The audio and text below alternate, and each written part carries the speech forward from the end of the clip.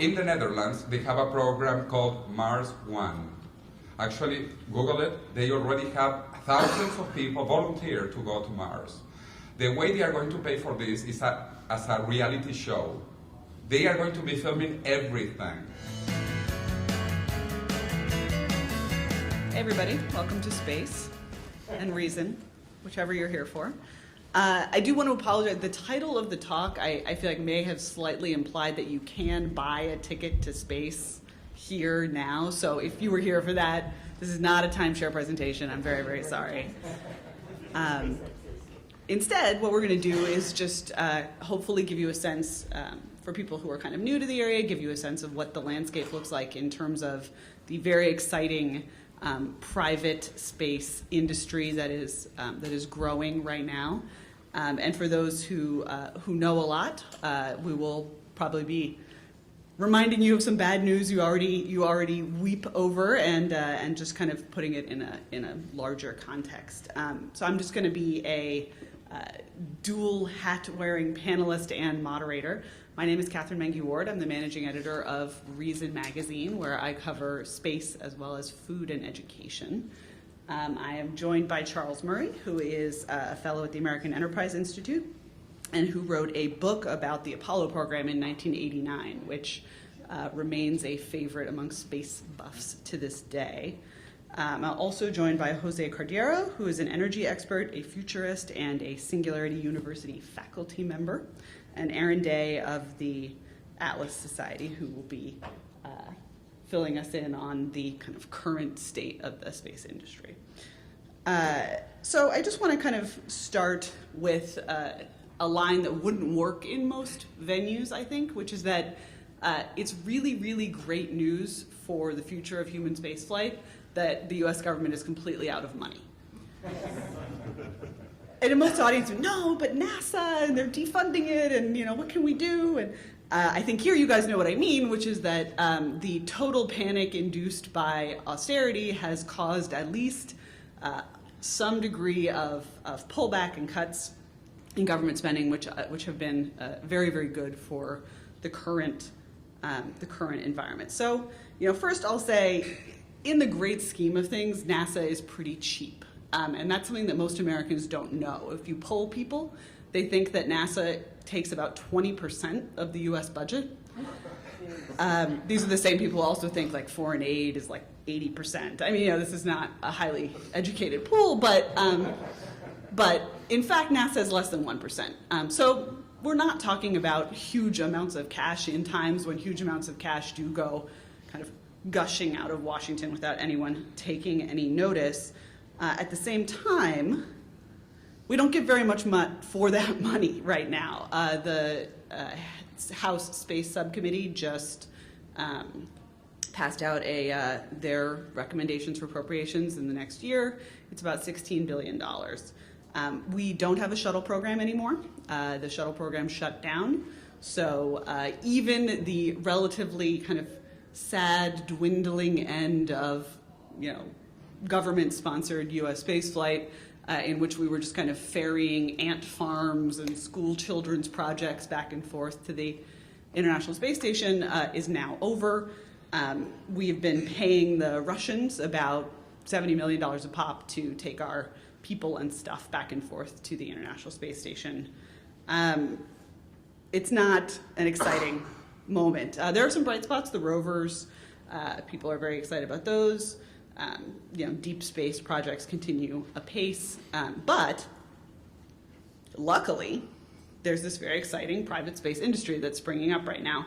We're going to hear about the individual players a little bit more later, but the point that I want to make is that whole sector, that whole industry is made possible by a couple of things. One, a kind of a combination of benign neglect on the part of regulators, and a few just really, really rich dudes, like just so rich.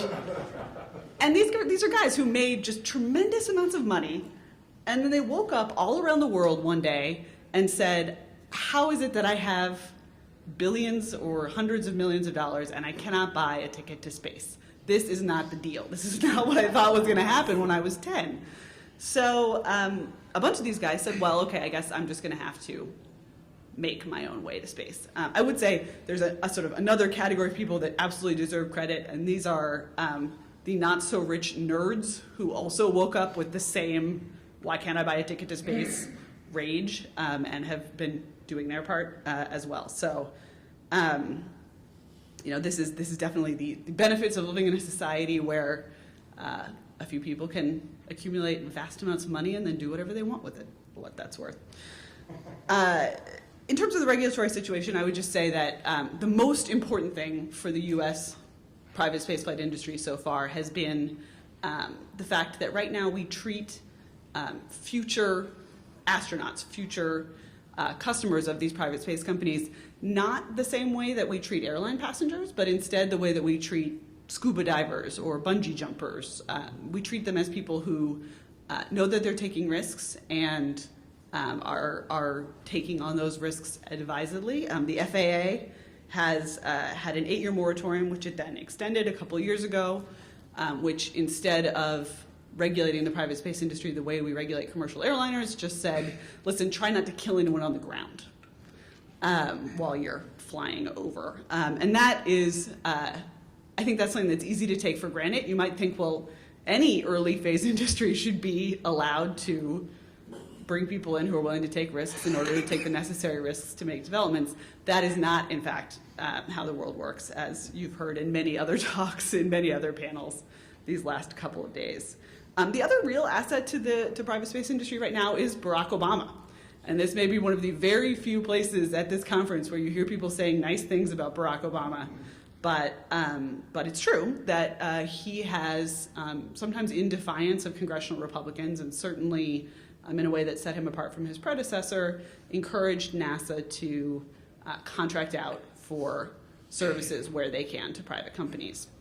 This takes the form of a few $100 million for the Commercial Crew Program, which looks to get stuff and people back and forth to the International Space Station by paying other companies, and that has been a huge success. There are still some barriers, which I'm just going to go over quickly, and then we'll move to more good news, I hope, which is we right now treat space ideas about space and also space technology as weapons in terms of the way that we regulate the international trade in those things. So the international trade and arms regulations treat all satellites as munitions. That means that it's very, very hard for us to cooperate with scientists and companies and even just money in other countries to build a true international industry. Instead, the U.S. has to duplicate the efforts of other countries at home. We miss out on cheap launch costs that are being offered in other countries. It's also very, very hard to hire talented foreign rocket scientists. And I think we can all debate about whether or not the levels of immigration should be higher or lower, and I think Shika Dalmia will be doing that in this room at 2:30 today, to put a little plug in.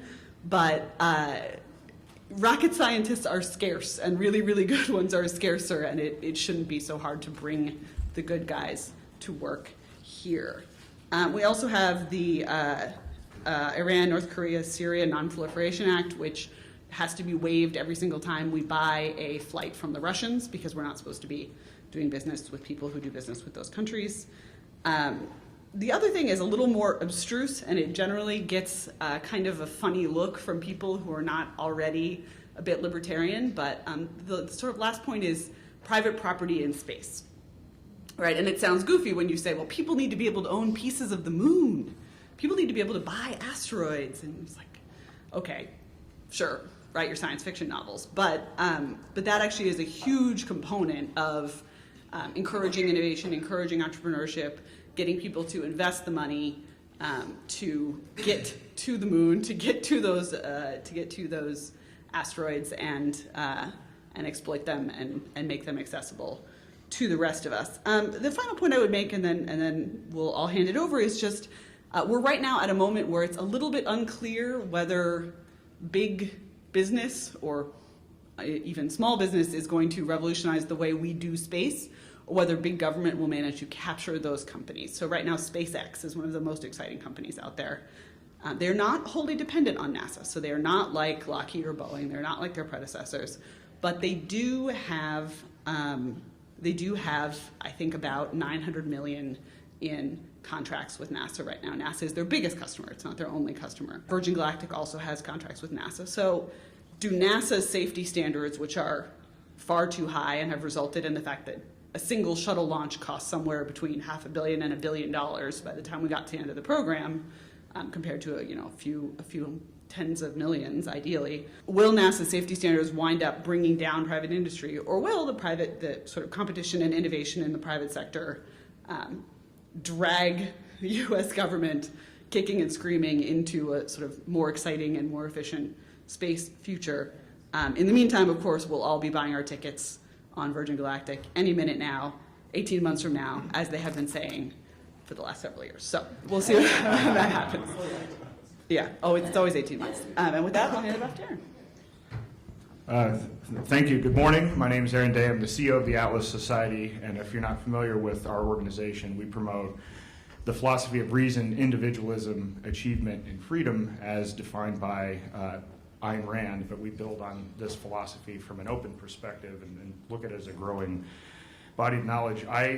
I may be the least expert on this panel, so I will say that my expertise, my credentials in the space area are somewhat limited. I did win a NASA award for a high school computer simulation project on the Big Bang when I was in the 9th grade, but that was my initial foray, but have always long been a fan of space, travel, and privatization in general, obviously being an objectivist. We have been fortunate at the Atlas Society for the last 2 years to have Steve Davis, who is a chief engineer at SpaceX, present on the topic and actually give us an update. So I have some interesting data just from a week and a half ago, which is fascinating when you look at their Grasshopper program and some of the things that they're doing with respect to reusable rockets. But before I go into, I'm going to give an overview of some of the specific projects that are going on right now. But before I do that, there are a couple of really fascinating TED Talks that you might want to take a look at. One with Burt Rutan and another with Elon Musk. And Burt Rutan is a very colorful character. If you don't know him, he's got the sideburns. We're going to go back to the moon and 50 years later, and we're going to do it very specifically planned to not learn anything new. I'm really troubled by that. He gave a really interesting overview of the history of commercial jet lines and how even military airlines have developed. And essentially, we've seen no progress since the 1950s. The SR-71 project was abandoned. The Concorde was abandoned. We're not actually seeing any material improvements since the 1950s, is truly a tragedy. And one of the other points that he makes is that a lot of innovation is driven by billionaire entrepreneurs or people that are just have an interest and a passion for a particular topic or idea. You know, when he bought his first Apple computer in 1978, he bought it so that, you know, he could tell his neighbors, hey, I've got an Apple, you don't, and come over and let's play Frogger. I mean, that's essentially what the application of the technology was at that point, but then obviously we found other uses for the computer from that point moving forward. Space travel at this point, and a lot of the projects and efforts have been focused on suborbital flights. And one of the reasons for that is if you look at NASA's safety record, 4% of the people that get launched into space die, which is not a very good safety record if you're actually pursuing something from a commercial perspective. And so I think that he has a lot of interesting points on this. Elon Musk is a fascinating character in the fact that he's actually running Tesla, Solar City, and SpaceX all at the same time, which is a truly amazing accomplishment. And I want to give some of the statistics about just how effective the privatization efforts have been from a cost and performance perspective. NASA has spent $196 billion over the history of the space shuttle program. So the average space shuttle launch cost $1.5 billion. Now, as a result of the SpaceX reusable rockets, they can actually send a full cargo mission to the International Space Station for $133 million. So that is a significant savings. I mean, obviously, that we're talking about, you know, a couple of orders of magnitude here in terms of efficiency and productivity. The other thing is, as I mentioned, you know, NASA has spent, even though it isn't 20% of GDP, $196 billion is still quite a bit of money over a long period of time. SpaceX has accomplished what they've accomplished between 2002 and 2010. They've done all of their work with under $800 million of invested capital. So it is remarkable what the free markets can do. It's remarkable what private industry can do when it comes to trying to solve some of these complex problems. And with their reusable rockets, they're trying to get to the point where you'll be able to, it'll cost on average about $16 per pound to get something into space, which is fascinating. That's actually less expensive than it costs to use the United States Postal Service to send a package overnight. And so I think these are the kinds of performance savings that we can see in the future. And one of the things that I love looking at all of the various entrepreneurs involved in this privatization movement, we have Elon Musk, we have Jeff Bezos, who has a project called Blue Origin, which has the goal to help enable anybody to go into space. We have Richard Branson at Virgin Galactic. You know, all of these people really have a common approach, which I would say is an objectivist approach, that was summarized when Elon Musk was questioned, well, how can you do all of these things? How can you run all these companies and accomplish all these great things? And he says, well, first, I start by having a background in physics. And when I look at a problem, I look at solving it from the standpoint of first principles. And so rather than just reason by analogy, which is often what we do from day to day, we see something and we copy it and make tweaks. He says, well, wait, what is the fundamental problem that we're trying to solve here? And how do we break it down to its component parts? And then he really focuses on collecting negative feedback, asking for negative feedback so that he can make continuous improvements and really focusing on the truth and working on information, working on actually taking information and using reason to solve problems. And I think that's a common thread and a common approach that you see with many of the people in the privatization movement. The other thing is, it turns out that this whole idea of private investors investing in space is not new. I don't know if you've heard of James Lick, but James Lick may be one of the largest benefactors of astronomy more broadly. He made his money during the gold rush selling real estate. And 150 years ago, he spent $700,000 to build the Lick Observatory, which in today's dollars is about $1.2 billion. With that, I'll just touch on some of the other programs. There is Jeff Bezos' program. There's Orbital Sciences, which is really a competitor in some respects to SpaceX, with the idea being to build reusable rockets. And of course, Virgin Galactic, which is Richard Branson's project. Over 400 people have now paid, well, the total cost is $200,000. You have to put a $20,000 deposit. And at some point in the very near future here, I don't know, this year, next year, 2015, you'll be able to go on a 2-hour flight and experience 6 minutes of weightlessness. So pretty exciting. Get your checkbooks out, get ready to go on that one, but that is an interesting development. And then we have Planetary Resources, which Peter Diamandis and others are involved in, and has a number of billionaires, including Larry Page, Eric Schmidt, James Cameron, Ross Perot behind it. The idea there is to start working on mining asteroids and figuring out how to monetize some of the space travel efforts. And so, with that said, Jose, I guess I'll turn it over to you. Actually, there will be a short interlude before that, where I am nostalgic, because I am not an expert on what's going on now. I'm here because my wife and I wrote a book called Apollo back in 1989, which was the story of how we got to the moon, not focusing on the astronauts, but focusing on the people on the ground. And so I just want to take a few minutes to remind those of us in this room who can remember the first moon landing what an incredible thing was accomplished by a government bureaucracy that succeeded before it had time to become a bureaucracy. Imagine that a year after 9/11, all of NASA had been completely destroyed and removed. We were starting from scratch with no facilities, no nothing. And in November of 2002, we got 45 people who were scientists and space engineers and told them to go to the moon from scratch. And we landed on the moon today. 2002 wasn't that long ago. Starting from scratch, getting to the moon today in less than 11 years, 10 and a half years, is incredible. And that's what we did. The Space Task Group started in November 5th, 1958. We landed on the moon in July of 1969.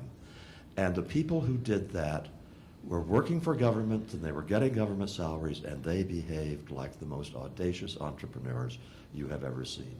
That in all sorts of decisions that were taken and in all sorts of ways. I just want to give two examples to illustrate what space exploration can be like again. One is a very simple one. The head of the the Apollo spaceflight program was George Low at the time we landed on the moon. He was an Austrian by birth, a very cultivated, intellectual, very extraordinarily effective leader. Joe Bobik had a high school education. He was son of Polish immigrants, and he was the chief mechanic for the Apollo spacecraft at the Cape. Before every launch, the head of the entire Apollo program would go down and have sandwiches with Joe Bobik, because they knew each other from the old days at Lewis Center in Cleveland. And George Low would say, "Joe, tell me what they haven't told me about this spacecraft." That was the kind of communication across lines that took place all the time during the years of Apollo. People paid no attention to organization charts. They talked to the people they needed to talk to, and they didn't care what the color of the rug on the floor was, as they often said. The other story happened during the launch of Apollo 12. Apollo 12, the one after the first landing, was hit by lightning. The Saturn V was hit by lightning twice as it went to orbit. In the course of this, every alarm light in the whole cockpit lit up. They lost their guidance system completely. It was knocked offline. So there they are in orbit, and over the course of the next couple of hours, the flight control team at Houston Missions Control created from scratch kind of a checklist of how do you decide whether the spacecraft is functional after being hit by lightning twice. This was not something they had simulated. My wife and I, in doing the research for the book, wanted to find out all the drama of what was going on as the higher-ups in NASA decided, well, do we okay this spacecraft to go into translunar injection and head toward the moon after it's been hit by lightning? And after a lot of effort, we discovered there was no such meeting of NASA's senior officials. There were a bunch of 25, 27-year-old guys in mission control, the flight controllers, headed by 32, 33-year-old flight directors. They did all the checks. They decided this spacecraft is good. So they basically turned around to the big guys sitting in the back row who never actually did anything. They were called Hummers, because when something happened and they were told that, they go, and that's all they did. But to give the Hummers credit, the Hummers said, you guys are the people who know. You go ahead. So these people whose professional lives were on the line, because if that had gone wrong, it would have been the Hummers. It would have been the big NASA guys who had been in front of congressional committees being pilloried. And they were saying to their 30, 25-year-old guys, you make the decision, go ahead. I was getting that story from Gene Kranz. Gene Kranz is the one in Apollo 13, the movie with the crew cut, who's the hero. And I was interviewing him about this, and he was poo-pooing the idea that this was such a big deal. Come on, it was science. They checked out the spacecraft. It was good to go. No big deal. And I said to him, Gene, this was back in 1986 when I was interviewing him after Challenger. And I said, Gene, suppose today you had the shuttle hit by lightning twice going to orbit, do you really think that we would do anything like say, oh, that's okay, go ahead and go to the moon under those circumstances? And Gene, who was very loyal to NASA, sort of leaned back in his chair and glared at me for a second. And he had a very fierce glare, and then he burst into laughter. Because he knew they would never, ever do that now. So, the people who are doing the new space, private space efforts, you would be well advised to go back and talk to the remaining guys from the Apollo era, because you want balls, to use a very straightforward word. You want willingness to take risks, to put your reputation on the line. Those guys had the right stuff.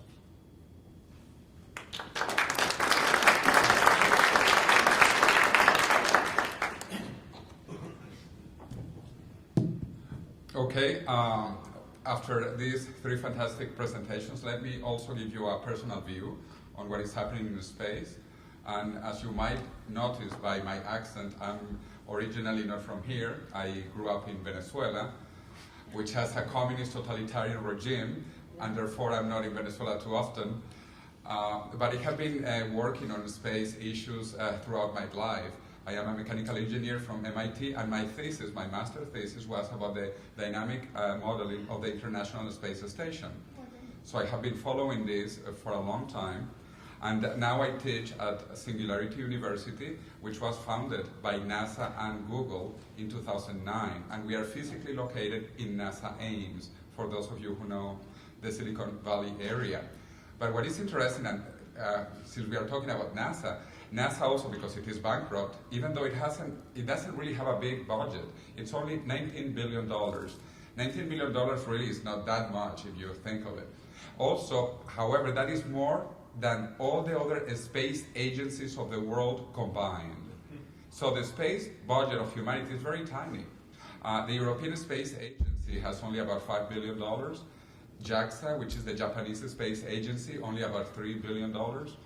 The numbers about the China program and the Russian program are not so easy to know, but they are in the order of maybe also $3 to $4 billion combined. So really, it doesn't go beyond $40 billion, the whole government investment in space issues. But now, fortunately, we also have competition not only among private sector, but also among governments. The Chinese, they have a plan to land on the moon next year. And actually, they're very excited because the Russians never did it. As you know, they abandoned basically going into the moon after the USA did it first. But now China has that plan, and they are very happy and very proud to be the second nation on the planet that sends a spacecraft and lands on the moon. The first, obviously, will be unmanned mission, but they plan to send Chinese astronauts also. India, because India is always competing with China, India has the program as well, but they are talking about 5 to 10 years. And Japan as well. So I want to give you the international perspective, because the space program and the space industry is not only the USA. And so China is very serious. Russia has been more or less serious for a long time.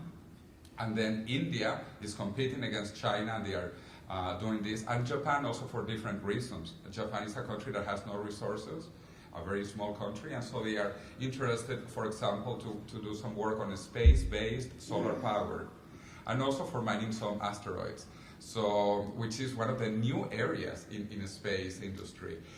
Planetary Resources, which is a company founded by one of my bosses at Singularity University, Peter Diamandis, with the help of many billionaires, as Aaron was saying. You know, the Google guys are there, Erica Schmidt, Larry Page, James Cameron, Avatar. He wants to make a new Avatar in space. And then, Ross Perot Jr., and so many other billionaires. So this is coming because each tiny asteroid of maybe just 100 meters on diameter, it's probably worth over $1 trillion of resources. So this is big money, huh? $1 trillion, not 1 billion, $1 trillion. But anyway, you know that the space industry actually is very difficult. there is a bad joke in the industry that the easiest way to become a millionaire in the space industry is to be first a billionaire, then you lose the money, and then you become a millionaire. So it is a tough industry. The number that Aaron gave is also interesting, that NASA doesn't have a good safety record, 4% people dying. But actually that's fantastic compared to the Soviets. You know, the Russians were really a disaster. So that is why now that there is no shuttle program, how can America rely on the Russians to send people to the International Space Station? I think this is the total irony, you know, that now the Americans are relying on the Russians for this. What an interesting world we are living in. But I think that the USA is doing a good thing, not talking about the moon, or not much about the moon, because now the big challenge is going to Mars. And again, private industry here is fantastic. Elon Musk from SpaceX has said that he wants to go to Mars. He wants to live in Mars. He wants to die on Mars. But he made an interesting comment. I want to die on Mars, but not on landing. So he does want to go, and also he is very worried. By the way, Elon Musk is originally South African. He's very worried that we might destroy this little planet called Earth. And that is why it is so important for humanity to move out of this planet and begin the space colonization. Stephen Hawking, that you probably also know, the physicist from Great Britain, you know, with Lou Gehrig's disease. Also, he says that, you know, we could destroy our civilization very easily in 10, 20 years. So we have to begin colonizing space. So I think going to Mars is incredible. There are right now 4 projects to go to Mars in the next 10 years. This is incredible, and it has happened all in 1 year. In the Netherlands, they have a program called Mars 1.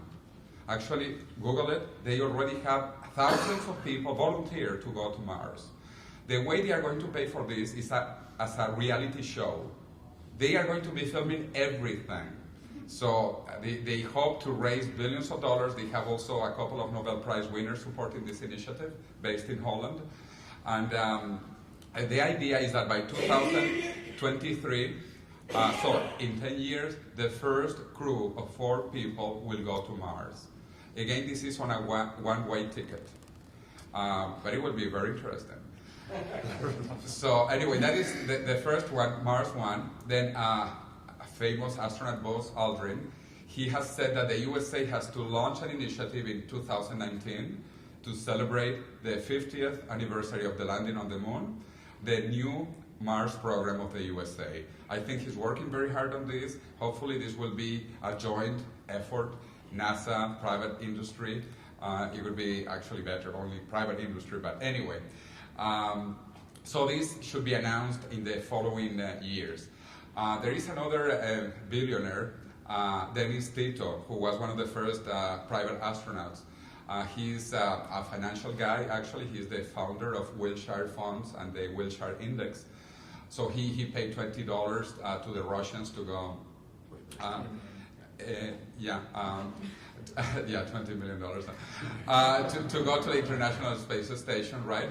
And now he has said that by 2018 we have to send someone to Mars. Going to Mars is not that simple, because depending on the time of the year, because the orbits of the Earth and on Mars are totally different, they are not related. There are good times to go to Mars and bad times to go to Mars.